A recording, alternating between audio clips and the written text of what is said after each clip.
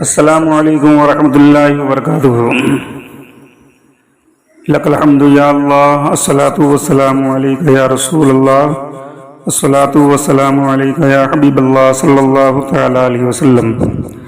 حضرت ام سلیم رضی اللہ تعالی عنہا ہمارے پیارے نبی صلی اللہ تعالی علیہ وسلم کے سب سے چھوٹے خادم حضرت انس بن مالک رضی اللہ تعالی عنہ کی والدہ ہیں۔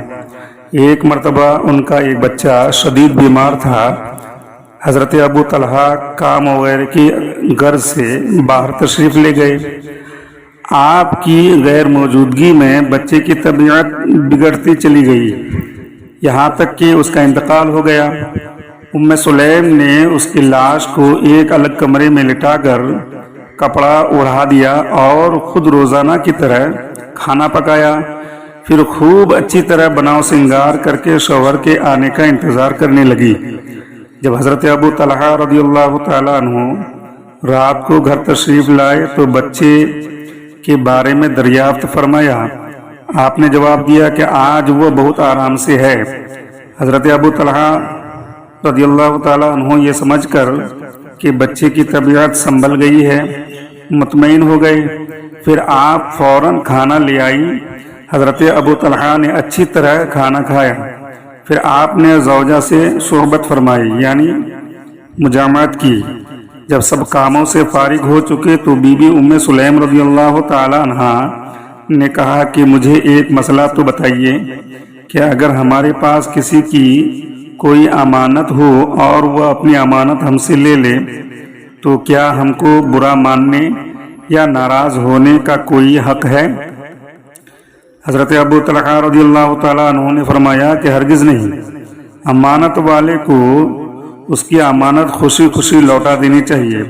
شوہر کا یہ جواب سن کر حضرت ام سلیم رضی اللہ تعالیٰ عنہ نے کہا کہ اے میرے سرتاج، آج ہمارے گھر میں یہی معاملہ پیش آیا کہ ہمارا بچہ یقیناً ہمارے پاس خدا کی امانت تھا۔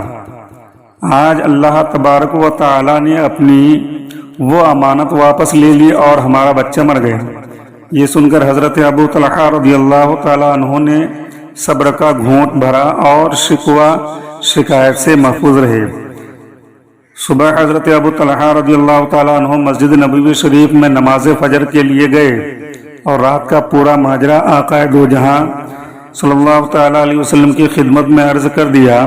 سرکار مدینہ صلی اللہ تعالیٰ علیہ وسلم نے حضرت ابو طلحہ کے لیے دعا فرمائی کہ تمہاری رات کی اس صحبت میں اللہ تعالیٰ خیر و برکت عطا فرمائے۔ اس دعائے نبوی کا یہ اثر ہوا کہ اسی رات میں حضرت بی بی ام سلیم رضی اللہ تعالیٰ عنہا کے حمل ٹھہر گیا اور ایک بچہ پیدا ہوا جس کا نام عبداللہ رکھا گیا، اور ان عبداللہ کے بیٹوں میں بڑے بڑے علماء پیدا ہوئے۔ اور ایک روایت میں ہے کہ جب صبح حضرت ابو طلحہ رضی اللہ تعالیٰ عنہ نے یہ تمام واقعہ بارگاہ رسالت میں عرض کیا تو رسول اللہ صلی اللہ تعالیٰ علیہ وسلم نے ارشاد فرمایا، کل رات تم پر بڑی مبارک رات تھی، سبحان اللہ کیا عظیم رات تھی، میں نے طلحہ کی بیوی کو جنت میں دیکھا۔ بخاری شریف صفحہ نمبر 174 جلد اول۔ اس سے ثابت سبق حاصل یہ ہے، یہ ہمیں سبق حاصل کرنا چاہیے کہ اس ایمان افروز واقعہ سے جہاں ام سلیم کے بے مثال صبر تحمل سے صبر و برداشت کا درس عظیم حاصل ہوا، وہیں یہ سبق بھی ملا کہ جب گھر کے مرد حضرات کی غیر موجودگی میں کوئی مسئلہ درپیش ہو جائے تو ان کی آمد پر فوراً اسے بیان کرنے سے گریز کریں، کیونکہ اس طرح سکون کی تلاش میں واپس آنے والے تھکے ہارے شخص کے دل و دماغ پر بہت منفی اثر مرتب ہوتا ہے، بلکہ بسا اوقات اچانک بری خبر جو ہے سننے کے باعث ہارٹ فیل بھی ہو سکتا ہے۔ اس سے وہ مسلمان بہنیں، اسلامی شہزادی خاص طور پر درس عبرت حاصل کریں کہ جو شوہر بھائی بیٹے باپ کے باہر سے آنے پر سانس بعد میں لینے دیتی ہیں، تمام دن کی رپورٹ لفظ بلفظ پہلے پیش کر دیتی ہیں۔ ام سلیم رضی اللہ تعالی عنہا کے طرز عمل سے یقیناً ابو طلحہ کے دل میں ان کی محبت و عظمت و اہمیت میں اضافہ ہوا ہوگا، کیونکہ جب ایک فریق دوسری کی تکلیف دکھ درد کا خیال رکھے تو سامنے والا بھی فطری تقاضے کے تحت اسی طرح کا رویہ اختیار کرنے پر مجبور ہو جاتا ہے۔ اس سے معلوم ہوا کہ تکلیف دہ خبر کو حکمت و دانائی سے بتانے کا ایک فائدہ آپس میں محبت کے اضافے کی شکل میں بھی ظاہر ہوتا ہے۔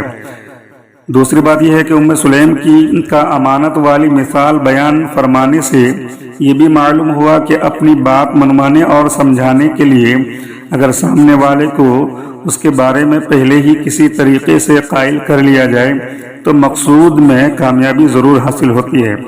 رسول اللہ صلی اللہ تعالیٰ علیہ وسلم کی زبان حق ترجمان سے ان کے بارے میں جنت کی بشارت کے ظہور سے معلوم ہوا کہ صبر اور شوہر کے غم و فکر سے بچانے کا بدلہ جنت ہے۔ مطالبہ فرمانے والی مسلمان بہنوں کو چاہیے کہ بی بی ام سلیم کی سنت پر عمل پیرا ہو کر دیکھیں، انشاءاللہ تعالی ان کو ملنے والے اخروی انعامات میں سے انہیں بھی ضرور حصہ عطا کیا جائے گا۔ اللہ تعالی ہمیں نازک مواقع پر سمجھداری کا ثبوت دینے کی توفیق عطا فرمائے، آمین بجاہ سید المرسلین۔